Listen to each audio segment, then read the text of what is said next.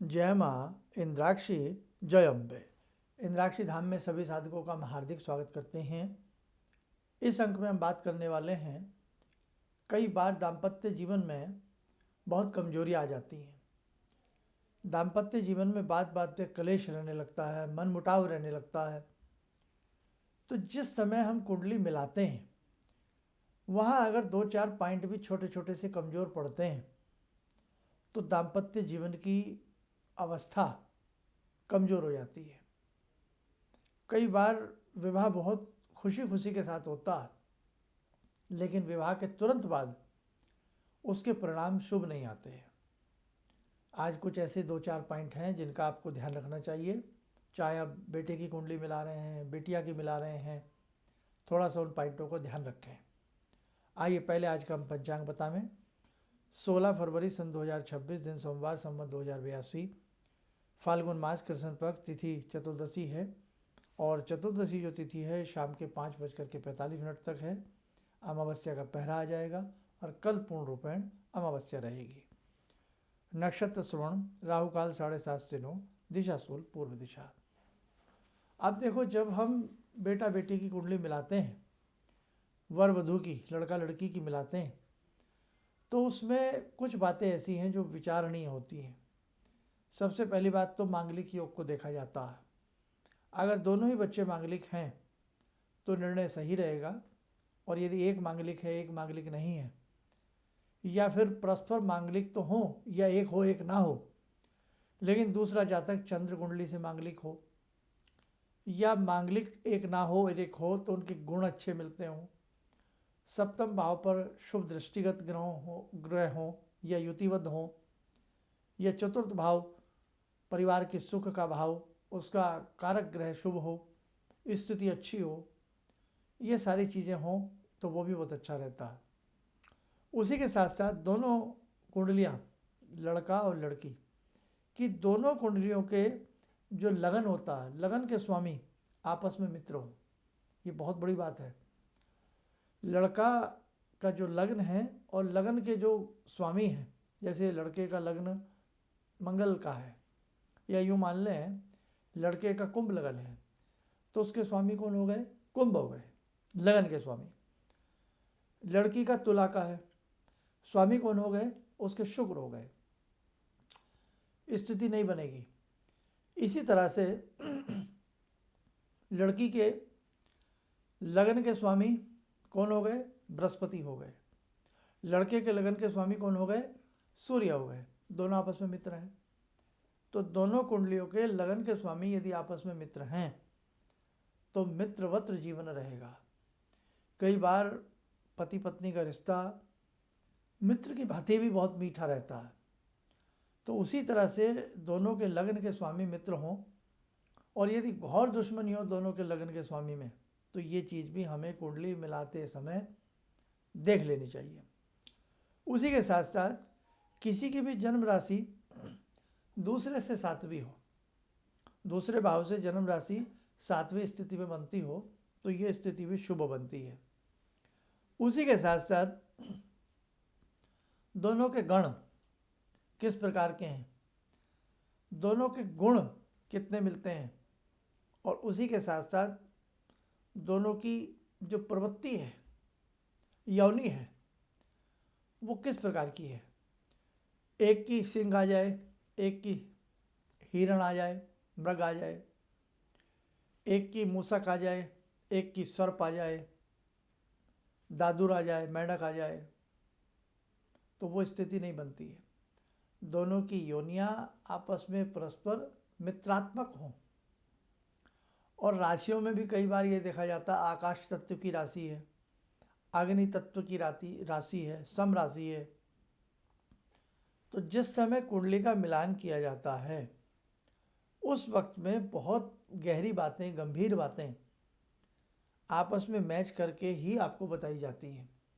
भले आपको एक एक पॉइंट ना बताया जाए, लेकिन जो देखने वाला व्यक्ति है, जो मर्मज्ञ विद्वान व्यक्ति आपके बच्चों की कुंडलियाँ देख रहा है, वो आपको बताएगा ये विवाह आप करें, ये विवाह आप ना करें। अब आप में से बहुत लोग कहेंगे कि हमने तो कुंडली मिला करके ही आगे बढ़े थे रिश्ते में, और रिश्ता फिर टूट रहा है।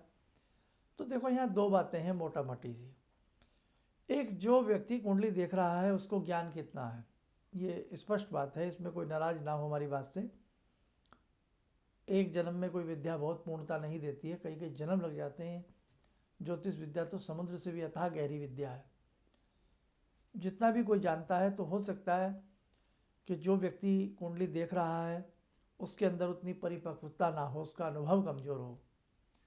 दूसरी बात, उसका अनुभव ठीक है, लेकिन कहीं आपने जो डेट ऑफ बर्थ दी है, डिटेल दी है, या जो टाइम दिया है, जन्म स्थान, जन्म का समय और जन्म स्थान, वहाँ कोई गड़बड़ी हो गई तो भी दिक्कत आ जाएगी। पैदा बच्चा सुबह हो रहा है 4:20 पे और शाम में PM लिख दिया गया, सब उलट पुलट हो जाएगा। समय 1 घंटा पहले 1 घंटा बाद कन्फ्यूज़न हो रहा है, और उसी 1 घंटे के बीच में लगन चेंज हो रहा है, और वो लगन तय ना हो पाए, सब कुछ गड़बड़ हो जाएगा। तो बहुत सारी चीज़ें हैं। कई बार आपको लगती है कि हमने कुंडली मिला ली है, आजकल तो स्वयं इंटरनेट से और सब मोबाइल से मिला लेते हैं, लेकिन वहाँ पर भी आपको केवल आप जो वो कह रहा है, आपके सिस्टम में जो चीज़ निकल कर के आई है वो आप पढ़ रहे हो, लेकिन वो कहाँ तक सही है कहाँ तक गलत है वो नहीं पता होता। तो हर व्यक्ति स्वयं डॉक्टर नहीं बन सकता, हर व्यक्ति स्वयं वैद्य नहीं बन सकता, हर व्यक्ति स्वयं एस्ट्रोलॉजर नहीं बन सकता। मोटा माटी हम आपस में कुछ कर सकते हैं कि भाई 2-4 दवाइयाँ हमें पता है, या कुछ भी हम छोटा मोटा कर सकते हैं, लेकिन हम बहुत ज़्यादा एक्सपीरियंस के बिना हम किसी नतीजे पर अच्छे से नहीं पहुंच सकते।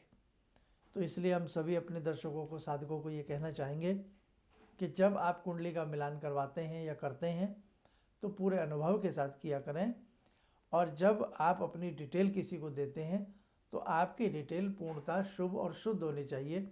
आपकी डिटेल में यदि जरा सी भी कमी रह गई तो आपको दिक्कत आ जाएगी। आइए समय और चला आज की ध्यान साधना का जुड़ते हैं बाबा भगवान शिव शंभु से।